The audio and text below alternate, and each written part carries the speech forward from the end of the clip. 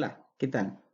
Bueno, ahora vamos a continuar con la segunda parte del video que es cuyo tema es potencia compleja, ¿no? La segunda parte. Bien, continuando entonces, nuevamente vamos a ver aquí nuestro circuito, como ustedes ven acá, con una tensión alterna y una corriente, ¿no? Vamos a poner aquí el puntero láser. Entonces tenemos una tensión alterna y una corriente alterna que alimenta una carga. Ya hemos visto que la tensión se puede expresar en función del tiempo de esta forma y la corriente también considerando su ángulo de desfasaje. En forma fasorial podemos expresar la tensión como el módulo, ¿no?, de U por un ángulo de referencia. En este caso, el ángulo de fase aquí es 0. Y en el caso de la corriente, el ángulo de fasaje es menos phi. Entonces, tenemos ya definidos tanto la tensión como la corriente, ¿ya? Tenemos definido la tensión como la corriente. Entonces, la potencia, por lo que venimos estudiando del video anterior, sería, ¿no? Vamos a poner aquí, un favor, el lapicero, la pluma, ¿no?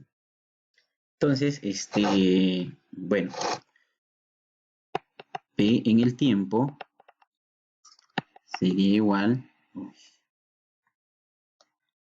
P en el tiempo sería igual a la tensión en el tiempo por la corriente en el tiempo. Ahora, de esta expresión de aquí, también vemos que está la tensión y la corriente. Por lo tanto, nosotros podemos multiplicar la corriente por la tensión y eso nos va a dar también potencia. En este caso, le vamos a llamar potencia aparente, que es la tensión, ¿no?, por la corriente, ¿no? Por la corriente. La tensión a ángulo cero, ¿no es cierto?, por la corriente, ¿no? La corriente, que sería menos phi, ¿no? Entonces, aquí quiero que se den cuenta por qué aparece la conjugada, ¿no? Solamente aparece la conjugada porque es un tema de convenio, ¿de acuerdo? Porque si ustedes ven este gráfico, si este fasor dibujamos, la tensión estaría aquí, ¿no?, ángulo cero, y la corriente vendría a estar por acá. Y este de aquí sería su ángulo phi negativo, ¿no es cierto? Phi negativo, por eso que va hacia abajo, ¿no? Por eso decimos que esto es inductivo, ¿no? Inductivo, es una carga inductiva.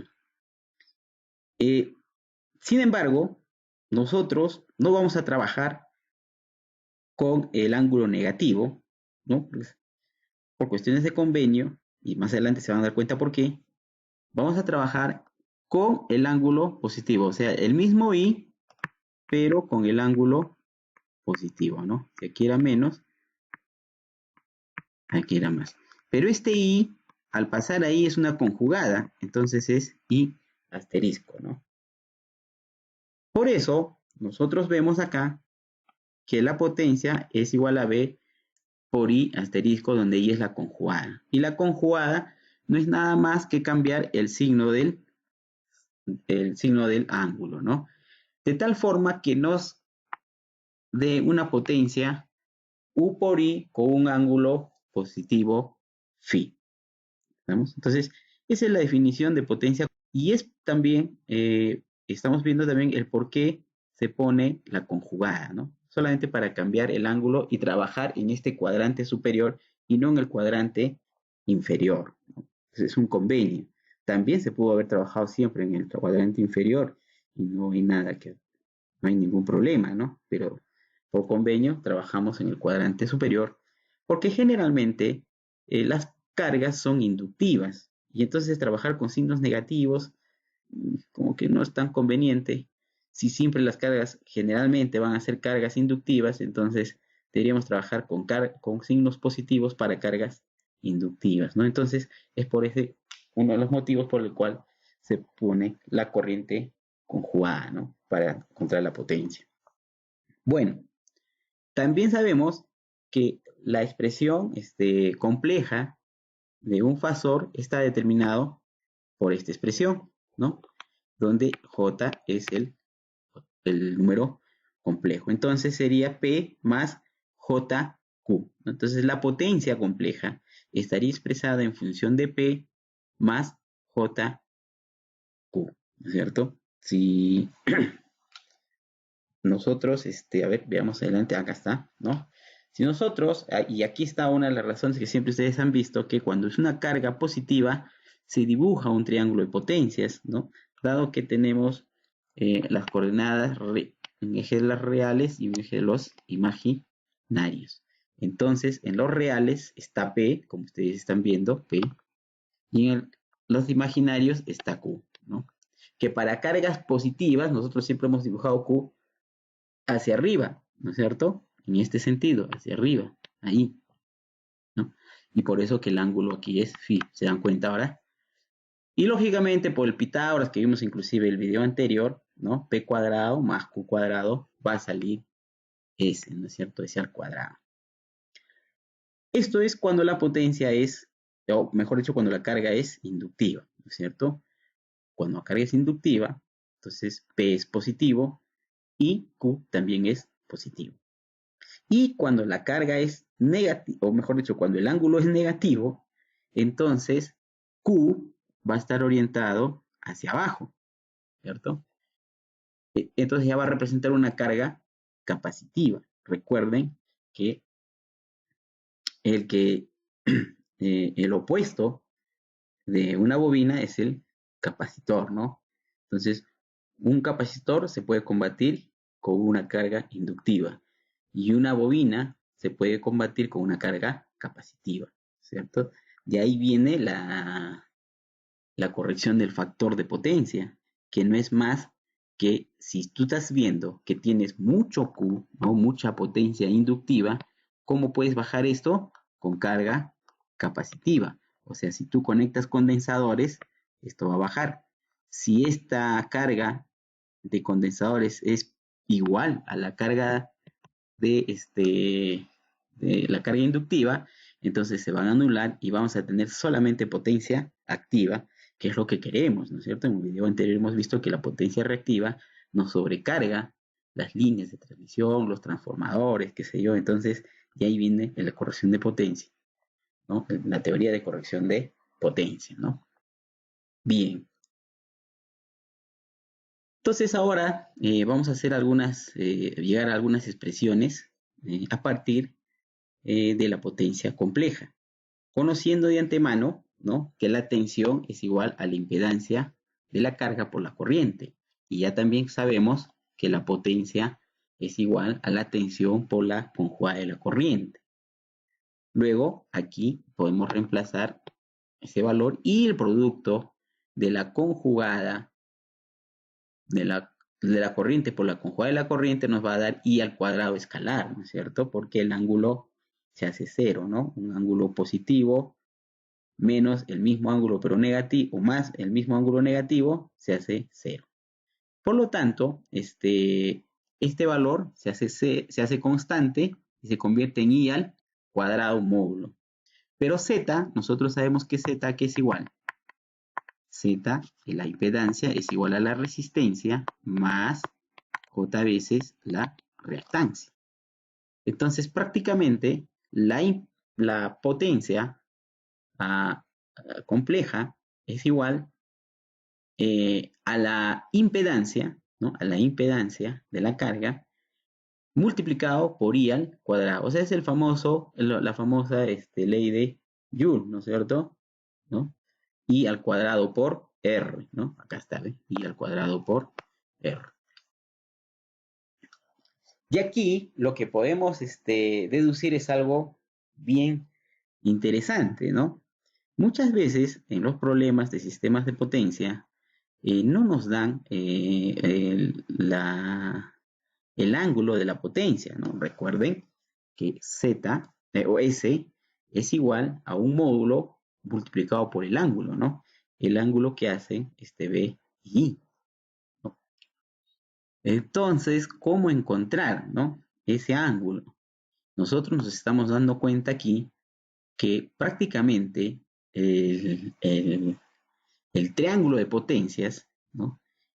Es igual, es semejante al triángulo de las impedancias. Por lo tanto, si nos dan la impedancia, tenemos un ángulo, ¿no? Nos dan la impedancia, ¿no? R, X, y tenemos un ángulo, phi. Bueno, pues cuando tenemos aquí el triángulo de la potencia, tenemos aquí P, tenemos aquí Q y tenemos aquí ese ángulo phi, ¿no? Phi de potencia, phi de impedancia. De aquí, de esta expresión, estamos concluyendo que el phi, el ángulo de la potencia, es igual al ángulo de la impedancia por triángulos semejantes, ¿no? Por eso muchas veces a ese ángulo se le llama ángulo de potencia, ¿no? Todo eso que he explicado está explicado acá, está en inglés, ¿no? Para que ustedes puedan practicar también un poquito su inglés, ¿no? Esto es de un libro de Hadizada que estamos apoyándonos en ese libro para poder explicarles esto de la potencia compleja, ¿no? Bien, otra expresión a la que podemos llegar de la potencia compleja, a partir de la potencia compleja, es expresar la corriente en función de la tensión y la impedancia, ¿no? Como es compleja, todo es complejo. Y de ahí, ya sabemos, el producto de la tensión por su conjugado, ¿no? Va a ser un valor escalar elevado al cuadrado, dividido entre z. Bueno, ahí no hay mayor problema, ¿no? Pero lo más importante de esto es lo siguiente, que nosotros muchas veces por nuestros cursos anteriores, circuitos 1, circuito 2, redes 1, redes 2, lo que sea, siempre que pensamos en potencia, estamos pensando en calcular qué cosa, la corriente, ¿no? Porque si tenemos la tensión y tenemos la corriente, ya tenemos la potencia. Pero esta expresión nos está indicando qué cosa, que no es necesario tener la corriente. Si tú tienes la tensión y tú tienes la carga, ya tienes la potencia, ¿no? Y en sistemas de potencia, muy difícil te van a dar el dato de corriente. En sistemas de potencia, sí te van a dar la tensión en barra, por ejemplo, y te van a dar la carga, ¿no? Entonces, si tú tienes tensión y carga, ya tienes la potencia en ese punto, ¿no? Muchos se matan tratando de calcular primero la corriente, ¿no? También es posible la situación, pero al revés, es decir, te van a dar la potencia, ¿no? de la carga, te van a dar la tensión a la cual está la barra, y entonces tú a partir de esos dos parámetros ya podrías calcular qué cosa, la impedancia de la carga, ¿no? ¿Cuánto es la impedancia de la carga, ¿no? Entonces muchas veces algunos alumnos en el examen están diciendo, no me han dado la impedancia de la carga, entonces no sé, no puedo calcular. No, pero si te han dado la potencia de la carga, prácticamente ya te están dando la impedancia, ¿no? Acá esa expresión, ¿no? Si te dan la potencia, prácticamente te están dando la impedancia. Hay un principio de conservación de la potencia compleja, y esto es evidente. Aquí se produce una potencia S, ¿no es cierto?, en la fuente, y esa potencia S se va a repartir entre, por ejemplo, la cantidad de cargas que haya. En este caso, en este circuito, se está compartiendo con la impedancia Z1, entonces habrá un consumo de potencia S1, y con la carga de Z2, entonces habrá una impedancia Z2, ¿no? Z2. Entonces es evidente que Z1 más Z2 tiene que ser igual a S. Lo que está en esta expresión es la demostración, demostración, ¿no? La demostración que nosotros tácitamente ya vemos, ¿no? La potencia que se entrega, la fuente, tiene que ser consumida por las cargas, ¿no? Es un principio de conservación, ¿no? Para entender esto, hagamos un pequeño ejemplo, ¿no? El circuito, ahí en la parte inferior, nos muestra una fuente que está alimentando a tres impedancias, Z1, Z2 y Z3. Nos dan la tensión de la fuente y nos dan las impedancias, ¿no? Z1 que es 60, Z2 que es 6 más J12 y Z3 que es 30 menos J30. ¿Y qué nos piden? Nos piden encontrar la potencia absorbida de cada carga y la potencia total compleja. La potencia absorbida de cada carga. Muchos alumnos, porque esto los he tomado a los alumnos en presencial y les he sacado la pizarra o muchas veces empiezan a resolver el circuito y se recuerdan mucho pues de redes, ¿no? Redes. Y entonces inmediatamente empiezan a hacer esto, ¿no? Corriente acá, corriente acá, corriente acá, ¿no es cierto? Y su 1, y su 2, y su 3, ¿no? Y empiezan a calcular y a calcular y a calcular. Es un método válido, pero es un método que te va a demorar demasiado. Y sobre todo en sistemas de potencia, cuando ya se empiece a trabajar a gran escala, ¿no? Entonces, no es el método más adecuado, ¿no? Y en un examen que hagas esto, vas a terminar cuando ya todos están entregando los exámenes. Entonces, tienes que poner aquí las habilidades o poner las expresiones que hemos aprendido, ¿no? En las diapositivas anteriores y en esta, ¿no? Entonces, ¿cómo resolveríamos? Hay varios caminos, ¿no? Uno de los primeros podría ser lo siguiente, que yo conozco, ¿no? Calcular la corriente, por ejemplo, ¿no? Camino, calcular la corriente, porque si yo puedo calcular la corriente en estos puntos, sí, porque entre estos puntos está una tensión B. Como estos circuitos, como estos componentes están conectados en paralelo, entonces todos estarán a una tensión B. Si tengo la tensión, ¿no? Tengo la tensión de dato y tengo la impedancia de dato, es fácil encontrar la corriente. Por eso aquí encuentran la corriente por la ley de Ohm, ¿no? Tensión entre impedancia. Y ahí está el resultado. Lo mismo se hace con la carga 2, tensión entre impedancia y tensión entre impedancia para la carga 3. Una vez obtenida la corriente en cada caso, ¿no? Puedo ya calcular la potencia, ¿no? La potencia, ¿no? La potencia en la carga 1 sería la tensión por la corriente conjugada. Ojo, la corriente conjugada, ¿no? Entonces, en el primer caso no hay problema, sería 1200 por 20, ¿no? Pero en el segundo caso hay que tener mucho cuidado con el signo, ¿no? El signo de la corriente es negativo en la parte compleja y entonces en el conjugado tendría que ser positivo, ¿no? Porque es el conjugado. Y lo mismo para la corriente 3. Entonces, operando, nos sale que la potencia para la carga 1 es puramente activa, eso es verdad, porque la impedancia es resistiva. La potencia aparente para la impedancia 2 es parte activa y parte reactiva, y como es positivo, y por nuestro convenio, cuando es positivo, es inductivo. Efectivamente, es inductivo, ¿no es cierto?